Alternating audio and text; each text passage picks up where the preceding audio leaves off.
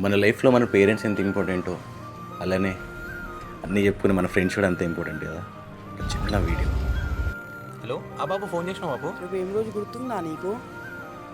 ఏముంది రేపు? Friendship day బాపు. అరే అవుగా అమ్మ ఒకప్పుడు ఉంటుండే ఆ అందరం కలుసుకొని వేసుకొని ఒక్కొక్కడు ఒక్కొక్క దగ్గర వచ్చారు. మళ్ళీ ఏమంటావు బాబు, రేపు వెళ్దామా? అందరికి ఫోన్ చేయాలా?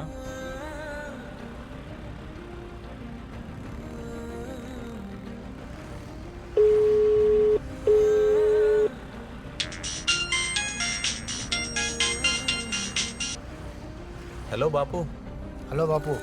బాగున్నావు బాపు? బాగున్నా బాపు, నువ్వు బాగున్నావా బాపు? ఉన్నా బాపు. మన వాళ్ళు ఘోరంగా గుర్తొస్తున్నారు బాపు. బాపు చూడ బాపు. బాపు రేపు ఫ్రెండ్షిప్ డే అంట. ఒకప్పుడు మన ఫ్రెండ్షిప్ డే అంటే ఎంత హ్యాపీగా తిరుగుతుండే, ఎంత హ్యాపీగా పని చేస్తుండే. బాపు బాపు కొంచెం కష్టం బాపు, వేరే చిన్న పని ఉంది. Okay bye.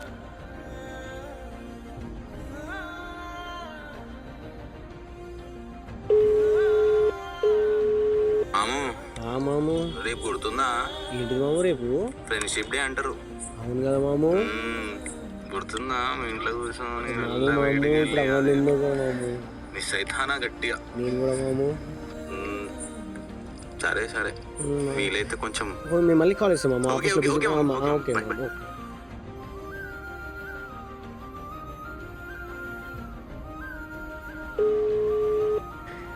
ఆఖరికి మనోడు కూడా బిజీ అయిపోయాడు.